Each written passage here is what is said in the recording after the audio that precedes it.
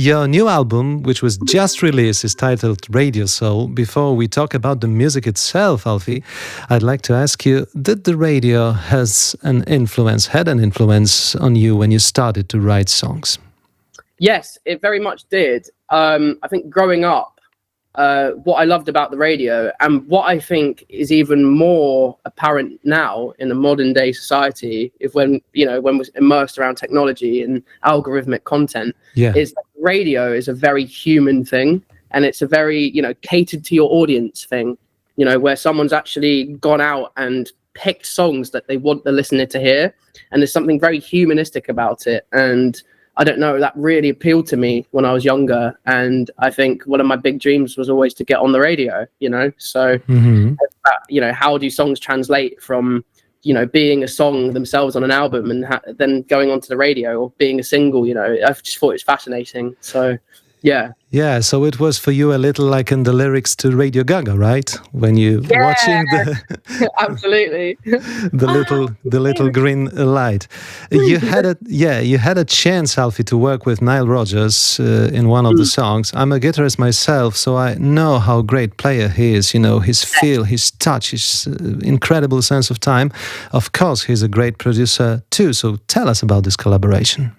Yeah, it was really great. I went to Miami last year in February to work with him for a couple of days. And we'd go into the studio at like 10 in the morning and come out at like 10 at night. We'd do like 12-hour sessions, and he had so much energy, even though he's like in his 70s. Like he's just and just wants to work. And I really admire that, So spent a lot of time just working on bits and pieces with him. We recorded like 3 or 4 different songs, but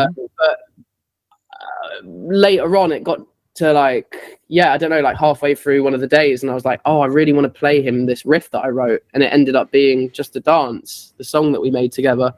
And he just did an amazing job with the guitar parts on it. Like looking back at it, I was looking at like the tracks the other day, and he played like 8 different parts of guitars, and if you like isolated them separately, it would sound strange, but when you put it all together, it just explodes. It's incredible. It's so amazing how he just does that, how he pieces it together, and it all just like sounds amazing. Yeah.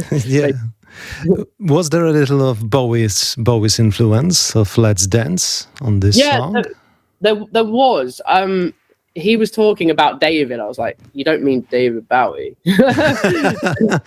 And he's like, basically, I was talking to him about juxtaposition in my songs and how like sometimes the lyrics can be quite negative, but the music sounds so upbeat and positive.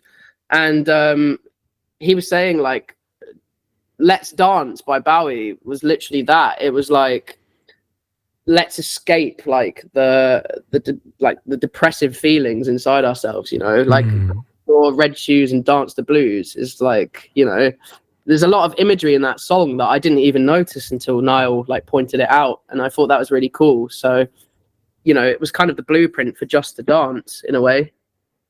And a great guitar by Stevie Ray Vaughan in the original, I think. Exactly. Love Stevie. Yeah. Okay, so let's come back to your music. Radio Soul is your second LP, and I think, Alfie, it's a little more experimental and daring piece of music, musically, but still very melodic and ear-catching. But I've got a feeling, to quote a Beatles song, that the lyrics are much more intense this time. Did you just say I've got a feeling in the Beatles song? That's brilliant. Yeah, that's right. The lyrics are a lot more introspective, and I think because of that they're better, because they came a lot more naturally, and I just had more experience in life at the time. I feel like I was just seeing more things and doing more things rather than just being a hermit in my bedroom, like Todd Rundgren. And I think because of that, it allowed me to just write deeper songs and express myself better. So yeah. Now, as you are established artist in the music business, what you think of it from the inside? If you can change just one thing in the music business, what it would be?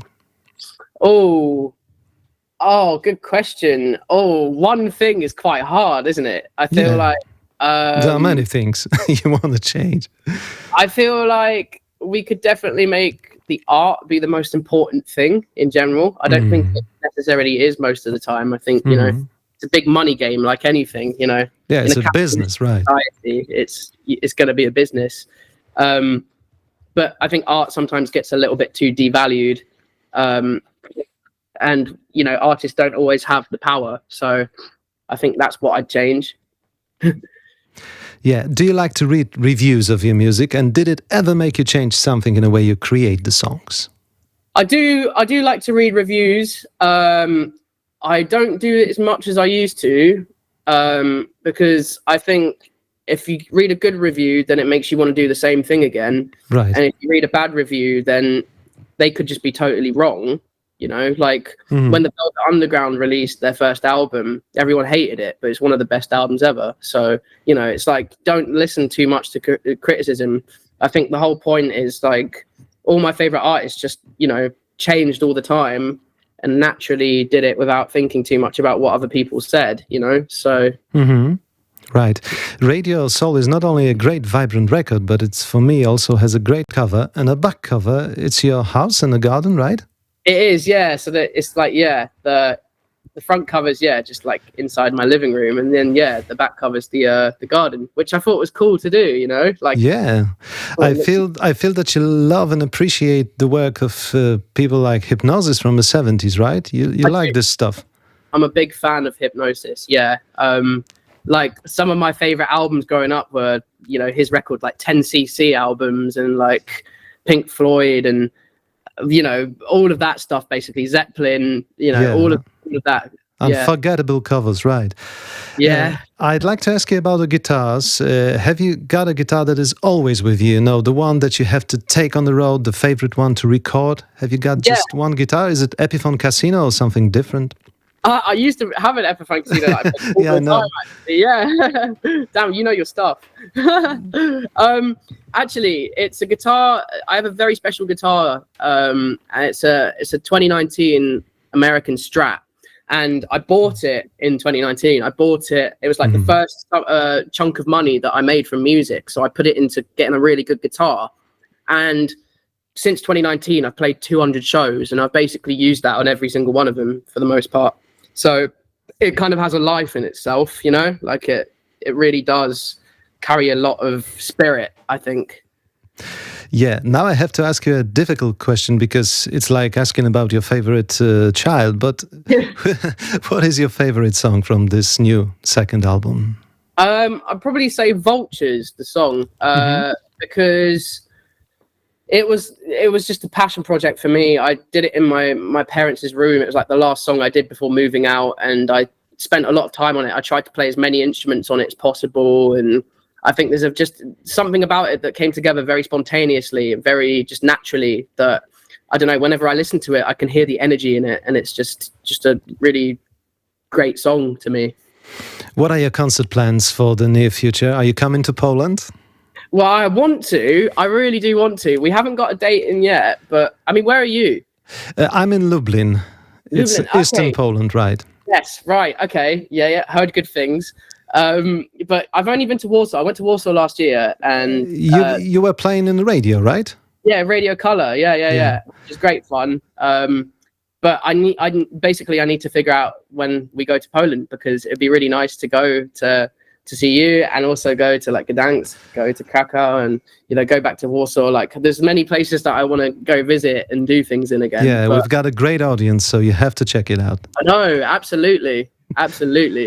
Okay, the last question, Alfie. Who is your favorite Beatle, and what is your favorite Beatles song? I have to ask you.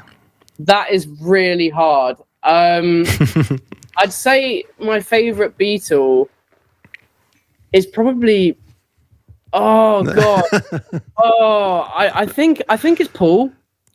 I think it's Paul, because I think without Paul, the Beatles just wouldn't be the Beatles the way they were. Because at the end of like what they were doing, he was keeping them together. None of them really, apart from Ringo, none of them really wanted to continue. You know. Yeah, you've seen the Get Back film, right? Yeah, exactly. And you know, it looks positive, but it still is quite bleak, isn't it? Like, Yeah. you can tell that they were on the verge of breaking up. But my favorite Beatles song, I think John wrote the best Beatles songs in general, and I think it's because the songs that he wrote sounded like nothing else. And two examples of that are Tomorrow Never Knows and Strawberry Forever. And I say those two are like the best Beatles songs, in my opinion. Still sounds like future. Yeah, exactly. What's yours? My favorite Beatles song is For No One from Revolver. It's a Paul song. It's a beautiful melody for me. Okay, Alfie, it's so great to hear from you and so great to talk to you. Thank you so much, and I hope that it's not going to be the last time that we're talking, all right? Oh, mate, I really hope not. I could talk to you all day. Okay. Thanks so much. Bye-bye. All the best to you. Thank you so much.